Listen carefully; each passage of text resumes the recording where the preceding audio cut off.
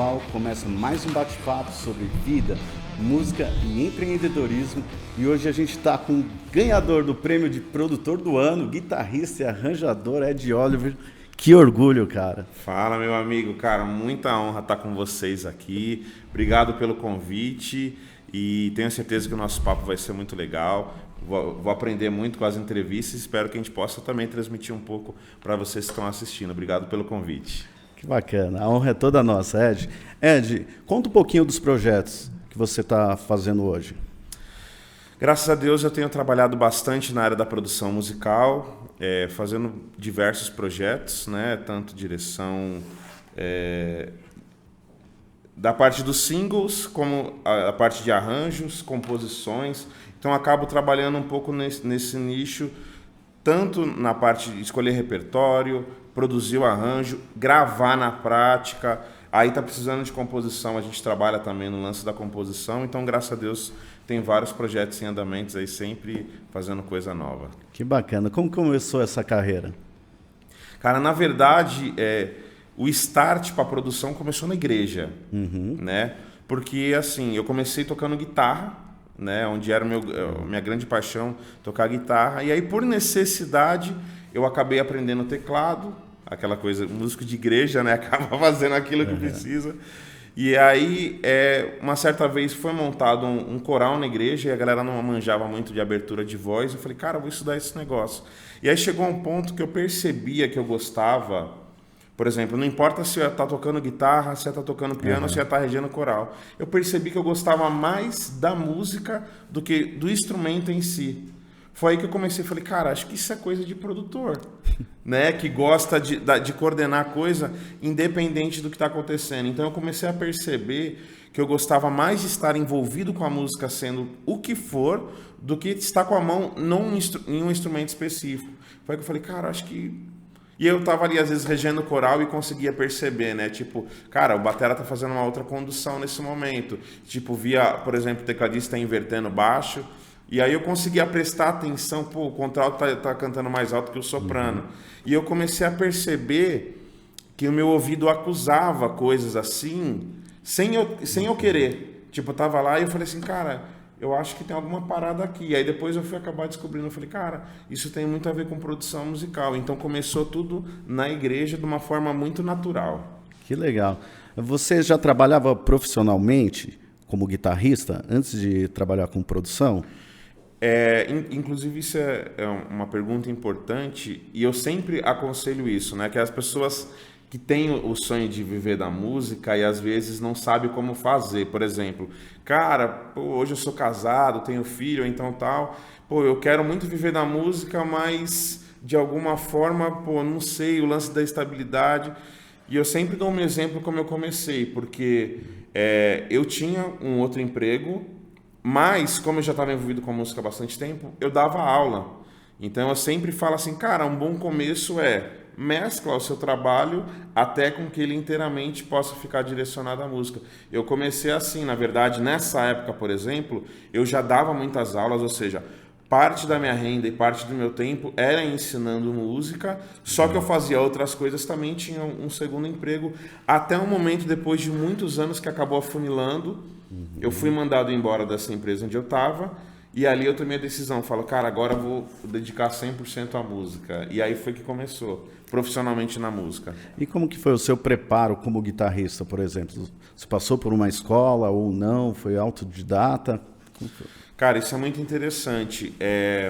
Eu tive alguns professores que eu fiz em particular. Um muito conhecido que eu sempre gosto de falar dele foi o Deio Tambasco. Um grande amigo meu, foi um grande influenciador também. Mas eu acabei fazendo aula particular e depois eu acabei estudando em um conservatório também, no Souza Lima. E aí eu acabei estudando um pouco de história da música, algumas coisas a mais. Galera sempre comenta aqui do Souza Lima ou LM, né? Exatamente. Fala que tem a briguinha ali entre os dois. Né? Exatamente. E assim, eu sempre fui aficionado por aprender. Então, por exemplo, se alguém fala assim, cara, toca aí esse acorde, eu falo, que lindo, eu falo, mas que acorde é esse? E como que eu faço para aplicar ele nas músicas? Eu nunca gostei muito de fazer algo sem saber o porquê estava fazendo. Então eu sempre fui muito aficionado por quê, né, na música, porque então eu sempre gostei muito de estudar, tanto em particular quanto em conservatório, e pesquisar, assim, para mim era coisa, e, assim, às vezes até umas viagens, por exemplo, hoje já não tem mais, né, gente, mas na época tinha um telefone fixo e aquele o tu é a nota lá. Eu falei, cara, aí eu quis saber por que era a nota lá. Eu falei, cara, mas por que é um padrão mundial isso? Deve ter um porquê, né? Sim. Então eu gostava sempre de estudar esse tipo de coisa. E também. o porquê, Ed? Já aproveita e conta Porque pra gente, lá, que eu não sei. o lá é uma frequência muito agradável para o ouvido. Tanto que é uma curiosidade para os músicos, não sei se pararam para se perguntar. Por exemplo, a gente sempre aprende na escola dó, ré, mi, fá, sol, lá, si, dó, né? Vocês já pararam para pensar por que o dó é o C e não o A, sendo que o dó é a primeira nota musical? Porque, na verdade, a primeira é o lá. Por isso que o lá é o A. Entendeu? Então tem um lance de frequência ali que tem a ver com isso. Falando em produção, aproveitando o gancho, você pensa nisso na hora de levar uma letra ou uma interpretação de um artista para essa região ou não? Isso daí é uma curiosidade minha que veio agora. Legal. Não especificamente na região, por exemplo, em frequência lá. Porque digamos assim, que a pessoa, por exemplo, quando a gente fala de uma nota lá, a gente está falando de uma pessoa que não está esperando música, pegou um telefone e colocou diretamente no ouvido. Então, para aquele motivo, aquela nota é importante. Sim. Na música, quando você tem uma preparação, uma introdução ou qualquer que seja, você consegue levar a pessoa para qual ambiente você quer. Sim. Então, não necessariamente eu levo em conta o lance da frequência, mas sim, uma coisa interessante que a gente leva é a organização das frequências. Por exemplo, se você toca tudo numa região grave, aquele grave incomoda. Por exemplo, você chegar numa igreja num culto e aí você fala assim, meu Deus do céu, esse baixo está alto demais, abaixa isso daí. Às vezes não é nem que ele está alto, às vezes está sobrando frequência grave na igreja e você não sabe, mas seu ouvido fala, cara, isso está me incomodando. Então, na produção que a gente faz é amenizar essas frequências. Às vezes você está cantando aqui esforçado demais, aquilo está incomodando aquele registro vocal. Cara, vamos baixar meio tom? Ou então vamos colocar assim de uma forma assado. Então há essa preocupação, mas de outras formas. Que legal. Falando sobre isso, na hora de você trabalhar uma música de um artista, qual é o tipo de pesquisa que você faz para você chegar no resultado? Legal, isso é muito importante, porque assim, muita gente fala assim, pô, produzir é basicamente pegar a música e faz um arranjo. E eu sempre falo que isso é só uma parte da produção, né? Mas que não é nem o mais importante. Então, o que eu sempre faço? Através de uma conversa, eu tento entender que momento da carreira está o artista e do que ele está precisando. Por que eu falo isso? Porque eu sempre faço a seguinte pergunta para ele. Cara, o que você está pensando? O que você quer? Mas nem sempre aquilo que ele quer é aquilo que ele precisa. Então, eu tento ver se esses pontos estão se unindo. Por que eu falo isso? Porque, às vezes, ele está precisando de uma coisa e ele está falando outra. Então, eu tento ver se esses pontos estão ligados, sabe? Tipo assim, cara, por exemplo, vou dar um exemplo assim bem básico. Uma cantora uma vez me procurou, há pouco tempo atrás, e ela sempre foi uma cantora ali de estúdio e tal, e ela estava querendo passar, porque ela estava sendo pastora de uma igreja, né? Então, ela estava querendo transitar para passar ela como ministra de louvor. E o último trabalho que ela fez foi na igreja. Só que, cara, quando eu ouvi, eu achei super frio, digamos assim. Não tem um envolvimento ali com a igreja, não falava nada. E eu falei, cara, mas por que você foi por esse caminho? Eu falei, não, a gente tem que fazer essa voz ao vivo e você tem que conversar com a igreja, porque não é isso que você quer passar para as pessoas. Então, são coisas básicas que você toma a decisão. Cara, não, vamos partir para esse caminho, porque é isso que você está precisando passar. Então vamos gravar a voz assim, assado, vamos fazer ao vivo, e aí a gente deixa um espaço aqui, se você quiser ministrar um pouco nessa parte, fica livre, porque é uma coisa que ela queria, mas ela não conseguia fazer. Então a gente tenta fazer o quê? Identificar o que a pessoa está precisando naquele momento e juntar um pouco a vontade dela, né? Então é ter esse equilíbrio. Se cria uma identidade aí, né? Exatamente, uma identidade, né? Para você tentar levar um caminho mais assertivo, né? E como na produção você não alterar essa identidade e acabar colocando muito de você em algo de outra pessoa? Eu acho que a experiência, por exemplo, no começo eu fazia muito isso, eu trazia muito da minha identidade. Hoje eu tenho as características, né? Quais são as características? Eu gosto de ser, por exemplo, um cara detalhista. Em relação a arranjo, por exemplo. Às vezes está ali fazendo um negócio, a guitarra está conectando com o tema do piano e de repente o baixo está dobrado, ele desdobra. Então eu gosto muito de pensar num conceito de arranjo que é assim, não entro no estúdio e falo, grava aí. Eu gosto muito desse lance da direção. Então isso é um conceito que eu gosto de manter. Mas hoje eu procuro mais uma identidade que vai favorecer a pessoa. Então, por exemplo, eu vou produzir um ministério de louvor e o que eu fiz? Ontem eu fui no culto para assistir como eles se portam ao vivo, porque eu quero manter essa identidade na hora de produzir. Então eu falei, cara, eu vou na igreja de vocês e eu quero ver como é o grupo de louvor de vocês para ter uma característica, por mais que eu acrescente em experiências, eu não vou fazer tipo uma coisa completamente diferente, aí chega na hora do ao vivo, cara, não é a mesma coisa, né? Aquela coisa, a pessoa grava e na hora do ao vivo ela muda todo o arranjo. Não, eu quero fazer o contrário. Eu quero que ao vivo ela tenha a possibilidade de fazer isso porque isso é ela. Entendi. Então hoje com a experiência eu aprendi mais a tentar absorver aquilo que a pessoa a identidade da pessoa. Que bacana. Quando é a parte da letra, você se envolve também? Poxa, essa frase aqui não é legal, porque...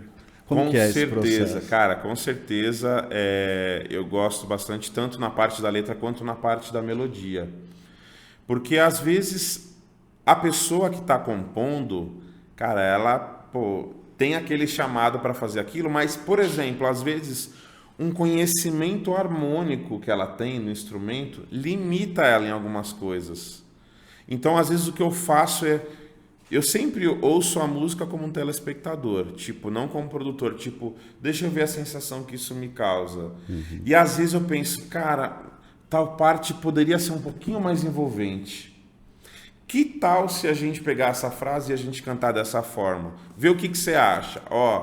A pessoa, que interessante. Então eu sempre tento fazer com que qualquer alteração ou mudança que eu faça ocorra de forma muito natural. Por exemplo, não é porque eu estou produzindo que eu preciso mudar o negócio. Às vezes, se a música vem e para mim tá tudo legal, já aconteceu do cara chegar e eu gostar da introdução do violão, fala que eu vou fazer essa introdução. Não, mas você pode ficar à vontade para fazer o que você quiser, mas eu gostei disso. Eu quero fazer isso. Então, assim, não é porque eu estou produzindo que eu tenho que falar, eu vou mudar para mostrar que eu estou trabalhando. Tem que ser uma forma muito natural. Então, às vezes, se eu curto aquilo, se eu gosto de tudo na música, eu não altero nada nela. Entendeu? Ali tem todo um jogo de cintura, né? Que mexe muito com o ego, acho que desde o músico ao cantor, quando você vai opinar. Qual a dica que você dá para os produtores para a forma de falar com essa galera?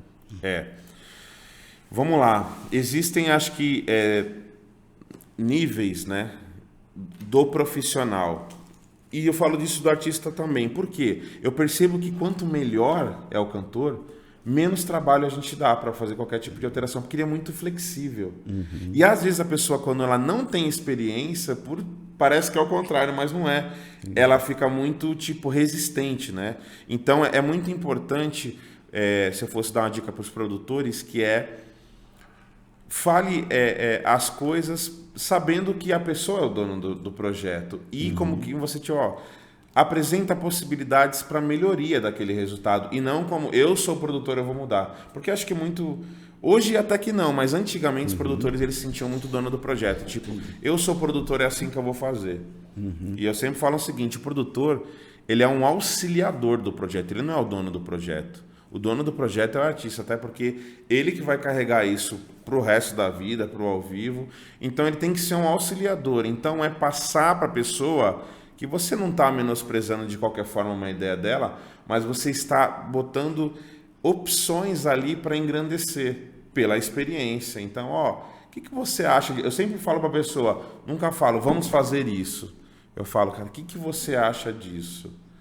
Para que ela se sinta também responsável Sim. por poder fazer algo ali, sabe? Não fique uma intenção, eu quero mudar, e sim, podemos mudar junto alguma coisa. O que você acha dessa possibilidade? E desse, e aquilo. E também a gente não é dono. Às vezes a pessoa dá uma opinião, eu acho que não, porque essa parte, quando eu compus e tal, eu falo, pô, você tem razão, é verdade. Então é isso daí, é de forma muito leve, é deixar o clima muito leve para que tudo aconteça de forma natural, né?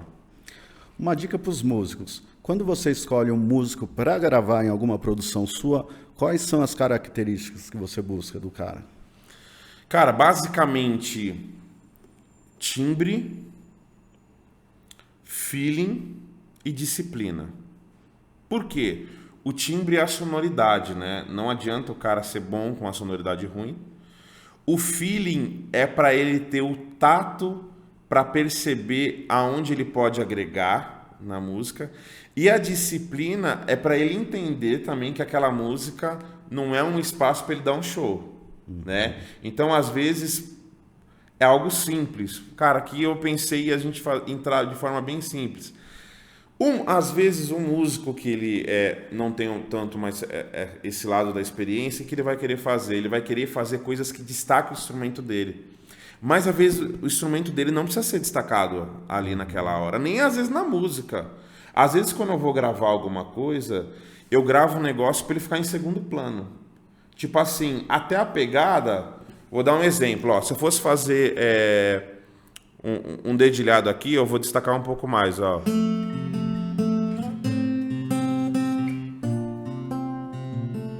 Agora eu vou ser discreto. Ó.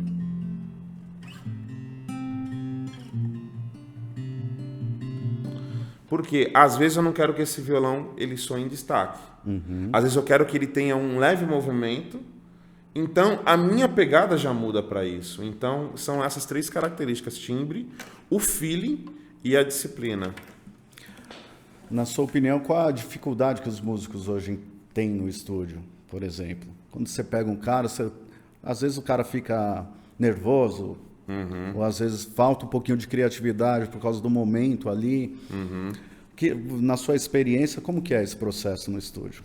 A migração do ao vivo para o estúdio é o seguinte: quando o cara vai tocar ao vivo, ele toca ali, óbvio, nada é uma regra absoluta, mas do âmbito geral, quando o cara vai tocar ao vivo, ele bota o feeling dele do momento naquela parte. É uma ideia tipo assim, tô sentindo isso, executo isso. Quando ele entra para o estúdio, às vezes, ele vai gravar e já tem uma série de informações na música. Então, o que ele precisa fazer? Tentar absorver essas informações para saber onde ele se encaixa. Então, às vezes, a dificuldade é ter o que a gente chama de repertório. Você ter o tanto de opções na manga ali para saber como executar. Entendeu? Vai gravar a bateria ali, por exemplo, cara, eu vou começar aqui com uma rufada. Cara, tá rolando um loop e eu vou começar com ela sem bumbo. E aí, a partir da segunda parte, quando começa, vem acrescentando o bumbo. Então, você acaba tendo que ser muito mais detalhista e observador com o que está acontecendo. Às vezes, ao vivo, você não tem esse feeling, porque tudo está acontecendo real time ali, né? Então, é tipo uma vibe instantânea. No estúdio, não. Já tem que ser uma parada pensada. Cara, então, às vezes, até por isso que uma simples voz guia é importante, porque a guia, ela te passa o sentimento e a sensação que a música está tendo naquele momento. Então, de diversas vezes eu cheguei lá, por exemplo, para gravar guitarra para outros produtores. Antigamente eu gravava muito como músico para outros produtores também, né? Então, às vezes o cara falava, cara, nessa hora aqui, mano, eu quero que você já faz um negócio assim assado. Eu falo, cara, tem certeza que o piano tá fazendo algo tão lindo ali? Você não acha que vai dar uma brigada? O que você acha só de eu vou fazer uns volumes, uns swells aqui? Porque, mano, o clima tá tão bonito. Então a gente já se preocupa em, cara, não quero estragar isso. Sim. E às vezes o músico ele se preocupa muito em quero colocar coisas, aparecer, né? Então acho que seria basicamente essa transição. Entendi. Dentro do estúdio, a parte técnica é enorme, né? Aqui no Brasil, geralmente as pessoas querem fazer tudo, né? Lá fora não, um capta o áudio, o outro mixa, o outro masteriza. Como que é a rotina lá dentro do estúdio? Tem uma galera separada para cada área? Não, hoje nós tivemos uma migração de poucos anos para cá, que é do home studio. Então, por exemplo, o batera, praticamente todos os bateras que eu gravo hoje tem um estúdio, que eles montaram um home studio para essa captação, né? Até porque é viável, se você for pensar, hoje em dia é um single que a gente grava, né? Vamos gravar um single, antigamente era um disco de 10 faixas. Então você vai, o batera vem com aquele monte de peça da bateria, vai, descarrega no estúdio, aí monta a bateria, a gente monta todos os microfones, equaliza os prés, compressão, fica ali 2 horas passando o som para depois gravar, né? Só que hoje em dia, imagina o cara fazendo isso para cada uma música que ele vai gravar, né? Seria loucura, ainda mais, por exemplo, Trânsito de São Paulo. Então o que a gente acabou se adaptando? A cada um, na sua especialidade, desenvolver o seu som e fazer a melhor captação possível. Então, por exemplo, hoje os bateras que eu gravo, eles têm todos os equipamentos. E digo até para você que hoje em dia, às vezes, o som que a gente acaba gravando, obviamente, com um ótimo profissional, acaba sendo melhor do que antigamente. Por quê? Cada um está se especializando nessa área. Então, por exemplo, no meu home, eu me especializei lá, por exemplo, eu pedi para o tratamento ser um tratamento para gravar voz e violão ali, por exemplo, na parte acústica.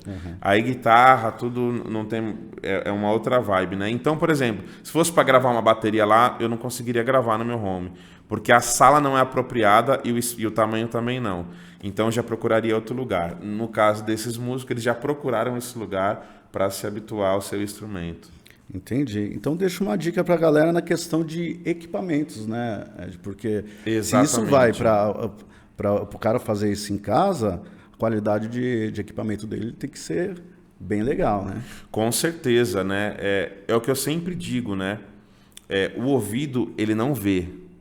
Então, qual que é o maior artifício que o músico pode ter? O resultado. Se o cara entregar um excelente resultado, às vezes eu não estou nem sabendo qual pedal ele está usando, qual compressor ele está usando. Eu só consigo ouvir e falo, cara, tá muito comprimido. Dá uma afrouxada aí. Ou então, mano, tá vindo um ruído. A gente pode dar esse feedback. Mas se não, tá ótimo. Por exemplo, eu já, no meu home studio, já refiz trabalho de trampo grande, de estúdio gigantesco, que a pessoa foi e gravou lá com alguém, não gostou do resultado, e veio fazer, no meu home studio. Por quê? Porque o profissional que gravou antes era ruim? Não, às vezes ele só não alcançou o resultado que a pessoa estava esperando. Entendi. Então, o grande lance é saber o que fazer com a ferramenta que você tem. E saber também, cara, preciso melhorar. Cara, tipo, às vezes você tem um baita microfone, mas a sala tem muita ambiência. Vai ficar ruim. Ou às vezes a sala é top e o microfone não é tão bom, ou o cabo. Uma coisa interessante, né? Eu tava na igreja, fui tocar esse final de semana, aí eu fui lá ligar um cabo e eu vi que a guitarra tava sem agudo. Eu falei, caramba, mano. Aí eu mexi, eu falei, será que zoou alguma coisa no falante, Twitter, não, tal. Aí troca de lá, aí eu troquei o cabo. Cara, quando eu troquei o cabo, o som voltou. Que legal. Então, qual que é o lance? É a importância dos detalhes. E vamos mandar um abraço pro pessoal da Cater Cabos aqui, ó. É isso no aí. Estúdio aqui, tudo Cater Cabos, cara. Cater Cabos, inclusive, eu pedi para a Cater para poder padronizar, né? E eu vou mudar todo o sistema de cabeamento do estúdio para ter o padrão de alta qualidade que é o Cater Cabos. E agradeço, inclusive, galera, ó. Cater Cabos, é isso aí, hein? Tanto ao vivo quanto no estúdio, tamo junto. Que legal. Falando de equipamentos lá do estúdio, cara, você pensa muito nessa questão, o brilho aqui de um compressor valvulado, de um pré-valvulado, ou mais transistor. Você tem já um setup pronto ou não? Você, não, eu abro muito o estilo de música, então eu tenho aqui para qualquer adversidade. Exatamente. Como eu falei, o parâmetro sempre é o resultado, né? Então, às vezes, por exemplo, você tem um baita equipamento, só que o resultado não é o que você espera. Vou dar um exemplo simples. Você chega num estúdio super conhecido, aí o cara fala assim, mano, esse é o melhor microfone que a gente tem, esse é o melhor pré que a gente tem para gravar a voz. Às vezes, um pré-valvulado, onde ele esquenta muito, ele puxa um pouco agudo. Às vezes o microfone é valvulado, onde ele esquenta, puxa agudo. Só que às vezes a pessoa que eu vou gravar, ela tem a voz aguda. O que acontece? Não vai funcionar o resultado. Então o que eu falo? Cara, eu quero um microfone sem válvula. Aí às vezes o cara fala, mano, mas pô, isso aqui não é a questão do equipamento ser caro, do quanto ele é bom, é o resultado. Para esse trabalho não vai funcionar o resultado. Diferente de um cara que tem a voz mais grave, por exemplo, às vezes eu preciso que a voz dele fique mais quente, esse é um resultado ideal. Então o grande lance é você traçar, cara, que resultado eu preciso aqui. Às vezes a batera, ela não precisa ter pressão nenhuma, então os compressores estão tudo frouxo. Porque às vezes é aquele som solto, natural. Cara, e às vezes é um pop rock aonde, mano, é tudo comprimido nível hard. Então o grande lance é do que você vai gravar, como você vai fazer para o resultado ficar mais próximo daquilo possível. Ed, como que você chegou aonde você está hoje? Quais foram os processos para você chegar aonde você está, cara? Cara, eu acho que a primeira coisa foi entender o que eu estava fazendo, né? Você até comentou, né? Perguntou lá do lance de ser autodidata. Existem pessoas maravilhosas, autodidatas, mas eu acho que ninguém deve se orgulhar de dizer que é autodidata, porque o grande lance daquilo que você faz é o conhecimento. Então, acho que quanto mais você dominar aquilo que você faz, vai ser melhor para o resultado.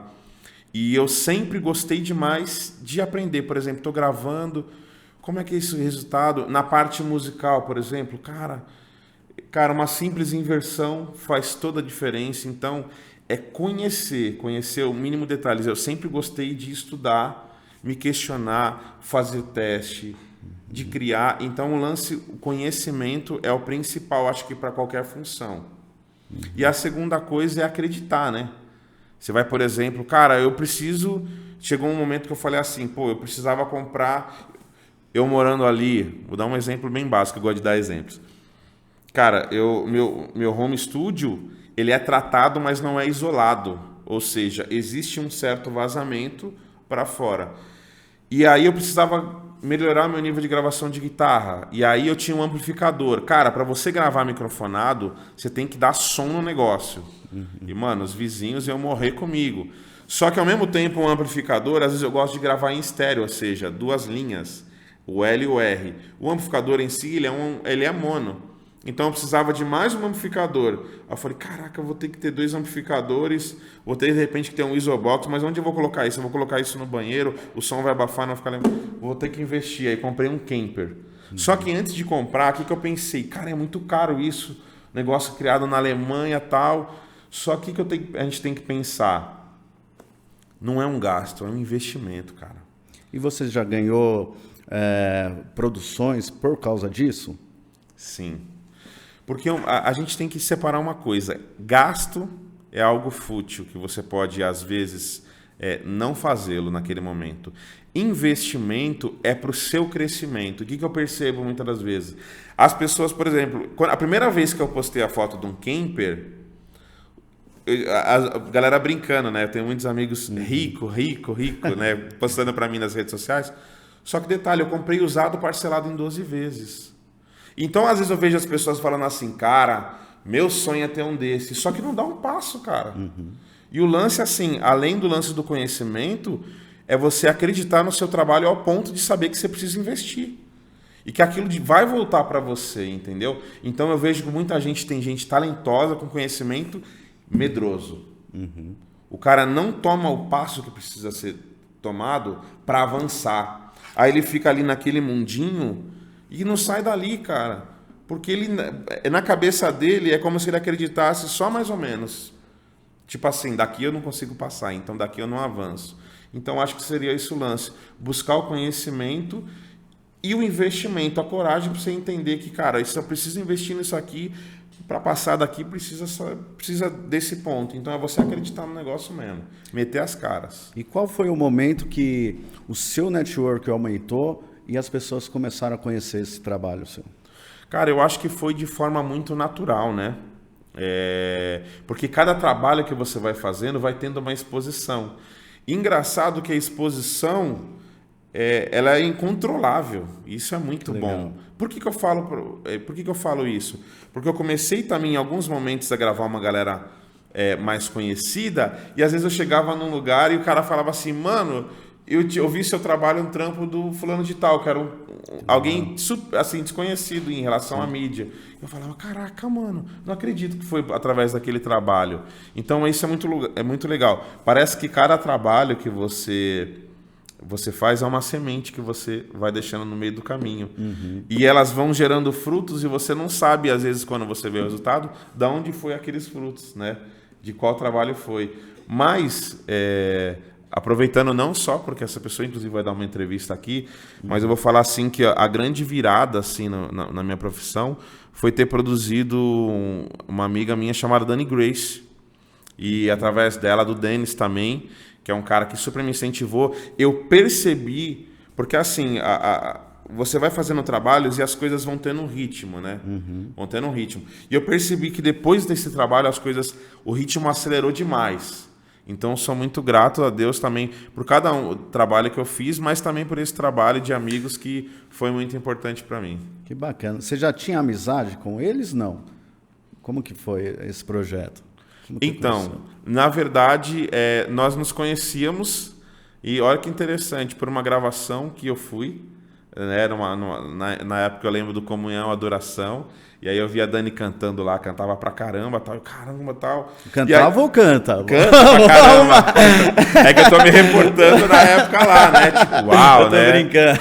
E aí, olha que interessante, para vocês verem como Deus, ele faz as coisas de uma forma que a gente nunca espera. Estava sendo lançado como em Adoração 5, e eu fui no evento, onde a Dani era ministra de louvor. Cara, eu não consegui entrar no evento, porque estava lotado, já tinha esgotado, eu não consegui entrar. E aí, cara, na época do Orkut, olha que coisa, cara, eu encontrei, falei com o irmão dela, e ali, através dali, o Manu, a gente começou a bater um papo e falei lá, aí a gente acabou se encontrando num evento e começou uma amizade assim discreta e tudo começou a acontecer assim, de uma forma muito inesperada. Por isso que o fator Deus é tão importante na nossa vida. Porque é importante a gente buscar o network, buscar tudo mais, mas tem algumas coisas que é o fator Deus. Fala, cara, como é que aconteceu? Deus. Deus alinha a propósito. É isso aí. E eu sempre falo o seguinte, para Deus fazer a parte dele, só precisa de uma coisa, tá em movimento. Deus não trabalha em nada parado. Legal. Então, a gente, se você está procurando que Deus faça alguma coisa na sua vida e está parado em casa, meu amigo, Deus não trabalha em nada parado. Para Deus atuar, você precisa estar em movimento. Então, é exatamente o que aconteceu. Aconteceu de uma forma natural, mas estava todo mundo em movimento ali.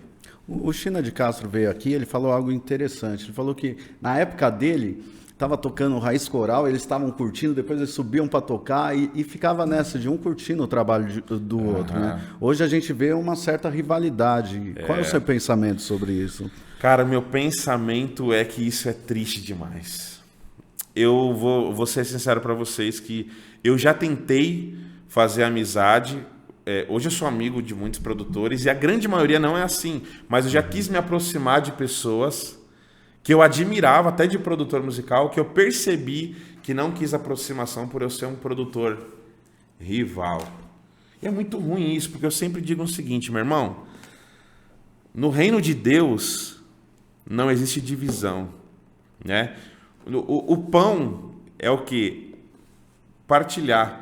Né? Por que eu falo isso? Porque quando você reparte o pão, ele multiplica.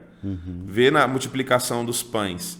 Quando Deus ele queria abençoar ali, foi um cara com os peixinhos e um menino com os peixinhos e com pães. Aí o que você pensa? Cara, eu vou entregar meus peixinhos e com pães e vou ficar sem, porque olha o tamanho da multidão. Não, meu amigo, porque no reino de Deus há multiplicação, não divisão. E às vezes as pessoas pensam o seguinte, cara, o Ed é um produtor e ele vai fazer um trabalho que é o meu trabalho. Eu já penso diferente. Eu já penso, cara, a bênção de Deus é para todos, tem lugar para todo mundo, tem trabalho para todo mundo, vamos se ajudar e tá tudo certo. Então isso é uma coisa muito triste que eu já presenciei e falo, cara, não precisava ter isso. Porque eu acho que Deus ele abençoa num bom propósito. Então, se você está com um bom coração, não importa. Pô, mas você está ajudando um cara que é o seu concorrente? Mano, não tem concorrente não, velho. Tá tudo certo. Você Todo já mundo passou trabalha. produções para outro produtor? Já passei produções para outros produtores, trabalho para outros produtores. E assim, já aconteceu o trabalho, mano, quem me procurou já sabe. Tipo, Ed, ó, não queria que você levasse a mal, eu tô orçando um trabalho tanto com você quanto com fulano de tal. E uma vez falaram assim pra mim, cara, torcendo com você e torcendo com o Baruch. Eu falei, mano, o Baruch é um cara genial, velho. Eu sou fã demais do Baruch. Eu falei, mano, se fechar com ele, você vai estar feliz tanto quanto fechar comigo. Tá tudo certo, velho. Então, é isso aí. A bênção de Deus é para todos. Que legal. Não é à toa que as coisas acontecem, né? É verdade. Como que é você, Ed, nas redes sociais? A gente falou um pouquinho de network, mas hoje as redes sociais ela tem um alcance muito grande, né? E como que você trabalha isso? Cara, se as pessoas soubessem o poder da rede social, mano. Às vezes eu vejo, eu recebo muito comentário onde as pessoas falam assim, cara, eu não sei como entrar no meio, como me divulgar. Cara, meu trabalho foi basicamente, porque eu nunca fui um cara de ir muito nos lugares, de muito network. Eu faço, mas de uma forma muito natural. Tipo, tô afim de ir naquele lugar, eu vou. Mas é expor trabalho nas redes, né? Então, muita coisa aconteceu comigo de pessoas vendo meu trabalho. Cara, eu vi lá que você fez falando de tal. Porque eu expus nas redes, né? Sim. Então, eu vou contar, inclusive, uma experiência, como sempre dando exemplo, eu gosto, de como é importante a rede social. Duas situações aconteceram de interessante. A primeira situação é o seguinte, um cara me procurou e falou assim, mano, pô, se você precisar de alguma coisa eu gravo pra você aí, o primeiro trabalho, eu não cobro nada pra você conhecer meu trabalho e que não sei o que lá, que eu tô querendo muito entrar nesse meio e tô precisando muito. Legal, eu não conhecia a pessoa, o que eu fiz? Entrei na rede social dela. Aí, cara, eu vi tipo assim, mano, esse cara tocando baixo num vídeo ali. Cara, no outro ele tava ali tocando piano, aí no outro ele tava cantando violão e voz. Eu falei, mano, o que você faz? O cara falou, eu sou baterista. Eu falei, cara, mas eu não vi nenhum vídeo seu tocando batera aqui. Então, eu falei, mano, a pessoa às vezes não usa a rede de forma inteligente para expor aquilo que ele quer chegar. Às vezes ele tá só colocando o dia a dia muito despretensiosamente, entendeu? E a outra situação é o seguinte, eu fui produzir um evento muito importante, era um evento grande, um evento inclusive com uma boa paga, e eu precisava de um músico específico que tivesse tais características, né? Que lesse partitura, que fosse um cara versátil, que fosse um cara desinibido no palco, tal, pela importância do evento, tal. E eu não estava conseguindo achar um músico específico, por causa que a data foi bem no final de ano, então a maioria estava em agenda, e eu comecei a procurar. E um amigo meu falou, cara, eu tenho cara para você, velho. Mano, vai nele de olho fechado que é gol. O cara tem todas essas características top. Eu falei, mano, que top, velho. Me passa o Instagram dele. Aí ele me passou. Quando eu vou ver, adivinha, gente? Era privado. Nossa. Que faz um músico profissional ter Instagram privado? O que aconteceu? Eu não vi o trabalho dele. Consequentemente, não chamei o cara para trabalhar. Então, a exposição nas redes sociais... ela tem que ser feita de forma estratégica e inteligente. Que às vezes você fala assim, pô, ninguém tá vendo. Meu amigo, engano seu. 90% das pessoas que veem sua rede social não comentam na sua publicação. Mas elas estão vendo. É por isso que você fala assim, pô, deixa eu ver aqui. Pô, cara, tão poucos comentários, ninguém tá vendo. Meu amigo, você chega no lugar, cara, eu vi lá que você tava em tal lugar, eu vi lá que você tava com fulano de tal. Ué, como é que o cara sabe? O cara nem comentou, nem curtiu nada. Porque as redes sociais são uma arma pra gente, né? Então a exposição nelas é fundamental. Você falou algo interessante. Às vezes o cara vê, mas não se envolve.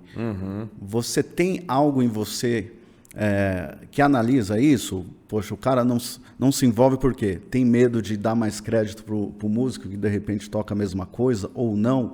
Ou você acha que é normal das pessoas não se envolverem em outras publicações? Cara, pode até ter esse lado do cara que tipo assim, mano, deixa eu ver o que o cara tá fazendo ali. O cara tá... Mas eu acho que é a grande minoria. Eu acho que o lance, às vezes, do cara não comentar ali é a correria do dia a dia mesmo, né? É a velocidade que você arrasta o dedo, vup, vup, vup, uma publicação atrás da outra, né? Às vezes eu mesmo, tem canais do YouTube que eu vejo praticamente todos os vídeos e às vezes eu me pego, na maioria deles, cara, nem curtindo o vídeo, aí eu volto, putz, não curti, preciso lá curtir, que eu sei que isso interfere no engajamento para a pessoa. Sim. Mas às vezes eu assisto o vídeo assiduamente e não comento, entendeu? Então eu vejo que é um lance do costume mesmo, às vezes é natural isso, né? Eu acho que pode ter esse lado sim, mas eu acho que é menor, assim. A maioria das pessoas tem boa vontade, só que na correria acaba não comentando. Que legal. E o que você faz para prender as pessoas nas redes sociais quando você publica alguma coisa? Cara, eu acho que uma forma boa de você prender as pessoas de alguma forma, independente de quem seja como está fazendo, é a naturalidade. Okay. Eu sempre digo o seguinte, eu vi nesse período de lançamento de cursos um monte de robô. Por quê? Eu vi a pessoa, tipo, galera, agora, atenção, você vai... E eu via tipo assim, mano... Eu nunca vi essa pessoa falando desse jeito. Então, o lance da naturalidade para você, porque as pessoas elas veem aquilo que é real. Quando elas começam a ver muita coisa fake, elas tendem a se afastar, porque falam, mano, isso aqui é distante de mim, da minha realidade. Então, o lance que eu faço muito é, cara, de forma natural. Às vezes eu tô num lugar, tal... Cara, eu gravo ali filme daquela forma que eu acho que é legal. Assim como quando eu lanço projetos ou quando eu falo de algo, eu sou sempre muito sincero, sabe? Então, tipo, não existe aquela formalidade. Eu preciso ser perfeito falando isso. Não, porque quem é perfeito? Ninguém. Então, às vezes a gente erra, às vezes a gente gagueja, ou às vezes você não sabe o negócio. De que não sei o que lá, cara... eu acredito que possa ser assim, mas não que isso seja uma regra absoluta, porque realmente não é. Então, acho que é muito lance da naturalidade, a pessoa enxergar em você uma certa verdade ali, sabe? E eu acho que o lance também, um pouquinho só do conhecimento que você passa, tipo, a pessoa entender, esse cara é autoridade no assunto, porque ele realmente sabe o que está falando, não está inventando groselha, entendeu? Então... Você acha legal ter uma equipe por trás disso? Sim, eu acho que tudo aquilo que você puder... Porque o que acontece? Profissionais das áreas, a gente está falando aqui no caso das redes sociais, mas eu vou falar em todos os âmbitos, eles sempre vão te trazer pontos que você não sabia, né? Então, existe sim os profissionais da área. Eu comecei a trabalhar, inclusive, recentemente, né, nessa parte com profissionais que, cara, me trouxeram coisas fantásticas, às vezes coisas que estão no subconsciente, às vezes coisas... que você fala assim, cara, nunca teria essa sacada. Você vai postar um stories, por exemplo, escrevendo, quando você posta tudo preto, vamos falar aqui de PNL, Programação Neurolinguística, se você posta um stories com um fundo todo preto, aquilo é algo natural, né? O fundo ele é neutro, né? Então ele não chama atenção. Então, de repente, você pega um verde água, um roxo, aquele stories automaticamente no subconsciente da pessoa, a pessoa foca no que ela está vendo. Então, vamos criar aqui no estúdio aqui uma partezinha pra gente fazer a história, hein, diretor? Então, são coisas que você não aprende até você estudar. Sim. Certo? O conteúdo é o mesmo, a boa vontade é a mesma, a informação é a mesma.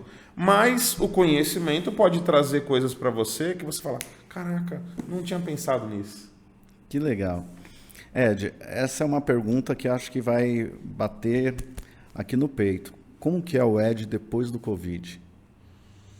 Cara, forte, mano. Eu literalmente ressignifiquei tudo na minha vida. Tudo. Inclusive meu trabalho. Eu desacelerei muito meu trabalho, mano. Meu trabalho é porque... eu tive uma experiência muito doida, né? E no Covid, cara, quando eu tava... Eu tive uma experiência particular que eu fiquei internado no Covid, né? Além de todo aquele estresse que a gente passou do confinamento... e tal, a falta de contato com as pessoas que você quer. Eu, particularmente, tive a experiência que eu fui internado e fiquei numa situação muito ruim, fiquei no máximo ali do oxigênio, com uma saturação baixa, e, cara, eu tava para ser entubado praticamente, e ali onde eu tava não podia ter parentes, então eu fiquei numa situação onde eu falei, cara, eu posso morrer. Cara, eu posso morrer nos próximos dias e eu posso não ver mais meus filhos. Eu cheguei a pegar o celular e falei, cara, eu vou fazer um vídeo de despedida. Então, o que eu acho que o Covid ele trouxe para todo mundo? Ele mostrou para todo mundo a fragilidade do ser humano. Independente do quão conhecido você seja, independente de quanto dinheiro você tenha, independente de qual forma você tenha, meu irmão, todo mundo entrou dentro do mesmo barco e a doença mostrou assim, ó, ninguém tá livre e você não pode nem fazer, não importa qual seja o seu dinheiro, você não pode salvar a sua própria vida. Então, acho que isso trouxe um significativo importante pra gente. E entender o quanto nós somos frágeis, cara, e o quanto, se não for Deus na nossa vida, a gente não é nada. A gente tinha esse entendimento, mas eu acho que o Covid ele escancarou isso. Estabilidade não existe. A coisa muda da noite pro dia em segundos. Eu lembro quantas pessoas ficaram confinadas, tipo, pessoas mais idosas, com os filhos levando a comida na porta lá, e do nada a pessoa era contaminada. E a pessoa falava assim, eu não sei como conseguir pegar esse vírus. Estabilidade não existe, gente. Da noite para o dia tudo pode mudar. Então, eu acho que uma coisa importante que a gente... Não vou dizer boa, porque não é boa, mas importante que a gente aprendeu com o Covid foi entender como nós somos frágeis e quão é importante essa nossa união, desse lance da gente estar mais perto. Você tinha uma estrutura financeira, falando em estabilidade financeira, você tinha alguma estrutura para lidar esse tempo todo com o Covid? Cara, uma coisa interessante, o meu trabalho não foi afetado com o Covid. Por quê? Porque os artistas e cantores que faziam show, de repente, cara, não pode mais fazer show. Qual a única saída que ele tem? Cara, lançar alguma coisa nas plataformas digitais. Então, eu sou o cara que produz para esse trabalho para as plataformas. Então, ali, digamos, no primeiro mês eu senti uma resistência, todo mundo pausou os trabalhos, mas daí eu acho que a galera entendeu. Cara, mas eu vou ficar sem fazer nada? Preciso seguir. Então, o meu trabalho aí foi muito pouco afetado. Aonde eu senti um afeto financeiro e aonde, graças a Deus, eu tinha uma reserva de emergência, foi quando eu fiquei internado. Por quê? Cara, autônomo é assim, não trabalha, não recebe. Começa aí, né? Então eu fiquei 2 meses em todo o processo do começo do Covid a me recuperar. 2 meses completamente parados, sem ganhar R$1 e só tendo gasto. Eu moro de aluguel. Então, e assim, quando eu pegou toda a família. Pegou minha esposa, pegou o irmão dela, pegaram os pais dela, pegaram as crianças. Então, assim, os pais ficaram em casa. Então, era um lance do gasto ali, do dia a dia, às vezes do teste do Covid que iam fazer. Então, cara, foi muito dinheiro saindo e nem dinheiro entrando. Então, graças a Deus, eu tinha uma reserva de emergência que em 2 meses esgotou completamente. Mas foi importante nessa situação específica. E aí também, como a gente vê, como a gente não prevê o futuro, a gente precisa se preparar, né? Que bacana. Qual dica você daria para o cara que está começando? Uma dica que você gostaria de ter recebido quando você começou? Cara, a dica que eu dou, busque conhecimento e tente fazer com que, para acelerar esse conhecimento, de alguma forma, estando próximo de alguém que tem experiência. Porque quando eu comecei, não tinha nem, tipo assim, não tinha vídeo no YouTube falando de produção musical. Não tinha como entrar no estúdio e falar, cara, deixa eu ficar vendo vocês gravar aí. Então eu pegava amigos e falava, mano, posso ir assistir uma gravação específica que a agenda dava certo? E eu via como é que acontecia. Hoje isso é muito mais acessível através de cursos, treinamentos, tal. Então é buscar ver como pessoas que têm experiência trabalham. Certo? Porque uma coisa é você aprender tudo na teoria, outra coisa é você ver acontecendo, né? Que uma coisa você vê assim, cara, para gravar um instrumento você precisa ter um instrumento assim, assado, ou então você precisa tomar cuidado com isso e isso. Aí na primeira situação que acontece, muda alguma coisa e você fala assim, ih, caramba. Foi igual uma vez que eu fui para fora e o meu inglês é hiper, mega, ultra básico, né? E aí, cara, eu consigo me comunicar pouca coisa, né? Eu consigo mais pedir o que eu preciso. E aí uma vez eu lembro que eu estava na fila do café da manhã E aí uma estrangeira começou a conversar comigo e eu comecei a falar coisas básicas, de repente ela começou a falar coisas que eu falei, mano, já não sei, aqui já não dá mais pra conversa continuar. Então eu acho que isso é a mesma coisa com quem entra nesse meio e tem os conhecimentos básicos. Chega uma certa situação e você fala, mano, agora daqui eu não sei como agir. Quando você vê uma pessoa trabalhando, você naturalmente vê uma série de situações que fogem do natural e você fala, cara, ele buscou tal alternativa. Então é muito legal estar conectado, buscar o conhecimento e estar conectado com profissionais que já têm experiência nisso. Que legal. Qual é o sonho que você realizou na música? Cara, eu acho que o grande sonho que eu realizei, primeiro assim, eu sempre falo que a minha única e maior pretensão era conseguir viver fazendo aquilo que eu amava. Então assim, eu não tinha grandes ambições, eu tinha tipo assim, mano, eu quero falar assim que eu vivo, que meu salário, minha família vive de um salário da música. Era essa a minha grande pretensão. Consegui, e a segunda maior, que foi tipo o bônus, foi poder trabalhar com pessoas que eu sempre admirei, que eu não imaginava nem um dia conhecer. Aí, de repente, eu tava ali, cara, fazendo arranjo, fazendo uma direção vocal de uma pessoa que era, tipo, pra mim era um ícone. Eu falava, caramba, eu nunca imaginei sequer conhecer essa pessoa, tô aqui dirigindo ela. Então, isso é algo que me realizou muito. A música nos liga com Deus. Teve algum momento, alguma experiência que você ficou marcada na sua vida tocando?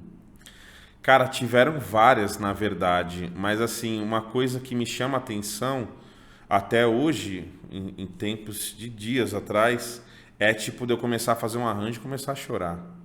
Porque assim, como eu tô ligado com aquilo todos os dias, é natural de que a gente acaba ligando um pouco o piloto automático para algumas coisas. Então, poder ouvir uma música, uma letra, e assim, eu tô ali como um profissional para agregar, e de repente eu tá emocionado, arrepiado com a mensagem da música, ou com aquilo que eu tô sentindo no momento, é algo que eu falo assim, caramba, mano, que coisa louca. Aí você vê que é divino, sabe? Uhum. É muito divino isso. Daí, graças a Deus, tenho tido essas experiências, de tempo em tempo eu tenho essas experiências. Que bacana. Chegou o final do nosso bate-papo. O tempo passou voando, hein, passou gente? voando. Eu vou pegar o gancho aqui, e eu não sei, aqui vai ser uma pegadinha.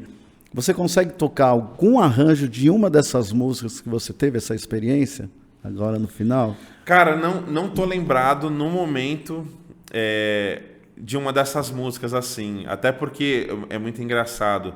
Às vezes eu me emociono ouvindo uma guia, tipo um violão e voz da pessoa, e eu consigo, tipo assim, ter aquele sentimento do que eu tô sentindo naquele momento, sabe? Então não tô lembrado aqui no momento algo que chegou a me emocionar ou que eu saiba tocar, até porque como a gente acaba fazendo muitos arranjos, produzindo, a gente tem mudança diariamente das músicas, dos arranjos, né? Então eu não consigo tocar aqui de bate-pronto, mas... Às vezes acontece. Toca um teminha pra gente encerrar. Você toca pra gente? Toco. Olha só. Queria agradecer a galera que participou aí do bate-papo. Ed, obrigado. Uma honra te receber. Tamo junto. E olha só, eu improvisei aqui na introdução tocando um teminha. Então, como eu sou produtor musical, eu quero mostrar para você. Eu quero fazer uma brincadeira aqui com quem tá ouvindo. Pode ser? Claro. Vamos lá.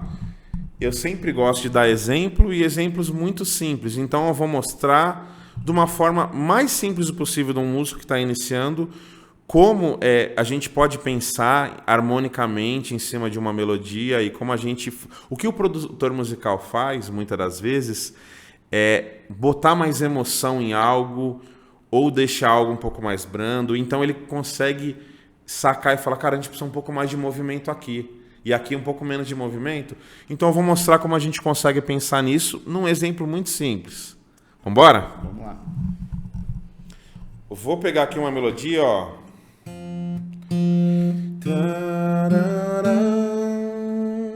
Aí de novo. Vou fazer isso se tornar algo triste. Então, acordes menores são tristes. Então, por exemplo...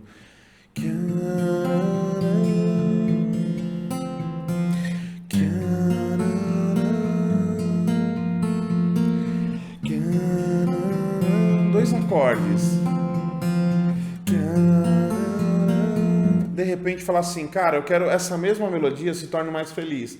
Então eu vou fazer uma substituição desses acordes por 2 acordes maiores.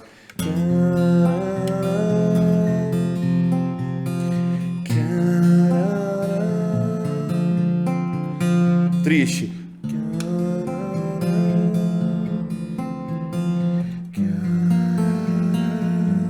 Feliz. Cara, eu quero deixar ele feliz, mas eu acho que está um pouco parado. E se eu quisesse colocar mais movimentos? Cada acorde desse tem 1, 2, 3, 4, 1, 2. Cada acorde tem 4 tempos. Então o que eu posso fazer? Eu posso manter a mesma harmonia e fazer a troca de acorde a cada 2 tempos.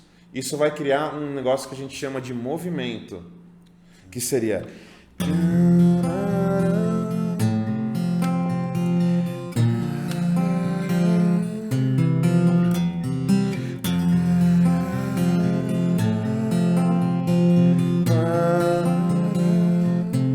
Consigo fazer isso com o menor também.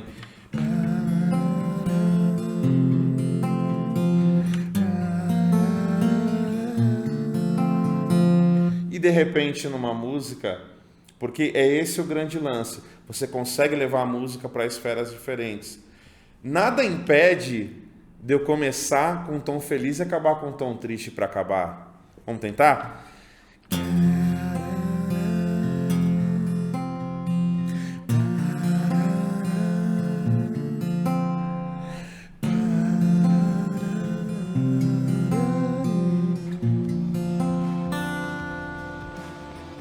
É isso aí. Sensacional. Obrigado, Ed. Tamo junto. Obrigado, galera. Espero que vocês tenham curtido. Um prazer estar aqui com vocês.